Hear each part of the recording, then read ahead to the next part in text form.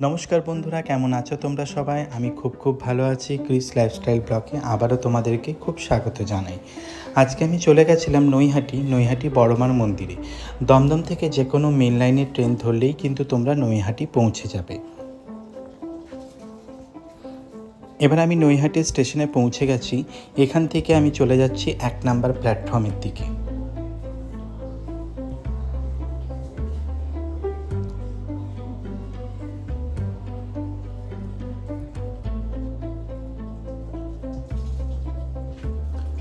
Naihati station থেকে বেরিয়েই গঙ্গার দিকে যাওয়ার জন্য যে সোজা রাস্তাটি চলে গেছে, সেই রাস্তাটি ধরে কিছুক্ষণ হাঁটলেই কিন্তু বড় মায়ের মন্দির পেয়ে যাবে। এখানে টোটো বা রিক্সাও পাওয়া যায়, তোমরা চাইলে টোটো বা রিক্সা রিজার্ভও করে নিতে পারো। কিন্তু আমি যতবারই এসেছি ততবারই হেঁটেই গেছি। খুব বেশি একটা টাইম লাগে না, 6 থেকে 7 মিনিট হাঁটলেই কিন্তু বড় মায়ের মন্দির চলে আসে। এই হচ্ছে সেই বড় মায়ের মন্দির। দেখো মন্দিরের গায়ে কত সুন্দর লেখা আছে, ধর্ম যার যার, বড় মা সবার। হ্যাঁ, বড় মা কিন্তু সবার। বড় মার কাছে কোনো ইচ্ছে নিয়ে আসলে বড় মা কিন্তু কোনোদিন খালি হাতে ফেরান না। এবার এই বড় মার সম্বন্ধে কিছু বলে রাখি।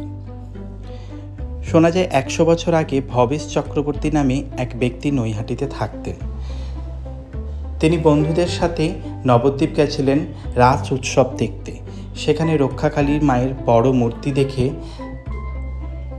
তার পুজো করার ইচ্ছে জাগে। বাড়ি ফিরে অবশ্য তিনি সেই পুজোর প্রস্তুতি শুরু করে দেন। এই দেবী কিন্তু ভবেশকালী নামেও পরিচিত।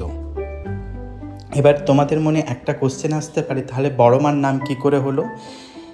শোনা যায় এই দেবীর উচ্চতা নাকি 21 ফুটের মতো।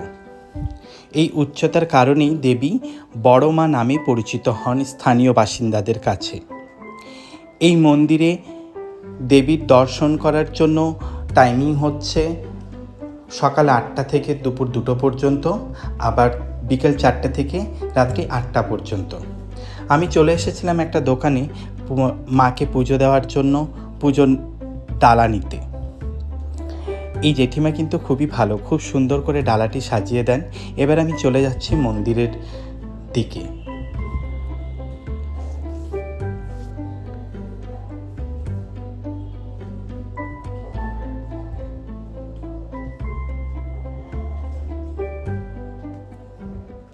আমি মন্দিরের ভেতরে ঢুকে গেছি। মন্দিরে খুব একটা ভিডিও করতে দিচ্ছিল না, তাই লুকিয়ে আমি ভিডিওটা করেছি।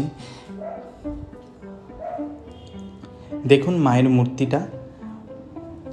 মূর্তিটা দেখলেই যেন মন জুড়িয়ে যায়। এখানে আসার আগে অনেক কিছুই ভেবে আসি, মাকে এটা বলবো, মাকে সেটা বলবো, কিন্তু মায়ের সামনে যখন দাঁড়াই তখন কোনো কিছুই আর বলতে পারি না। মা তো অন্তর্যামী, তাই মা মনে হয় সমস্ত কিছুই বুঝে যান।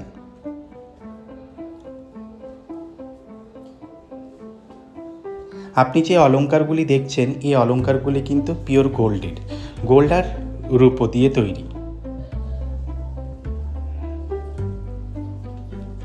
আমার পুজো দেওয়া হয়ে গেছে, এখন আমি মন্দির থেকে বেরিয়ে গেছি।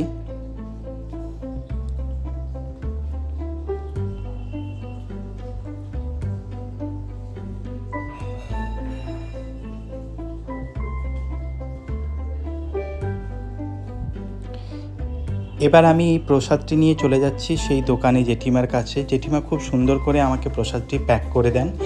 তারপর আমি চলে যাচ্ছি আবার নৈহাটি স্টেশনের দিকে।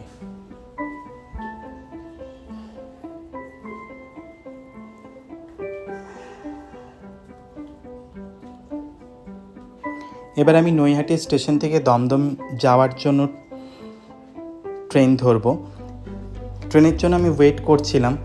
বন্ধুরা, আমার যদি এই ব্লগটা ভালো লেগে থাকে লাইক করো, কমেন্ট করো, সাবস্ক্রাইব করো, আর শেয়ার করতে কিন্তু একদমই ভুলবে না। চলো আজ আসি, আবার দেখা হচ্ছে নতুন কোনো একটা ব্লগে।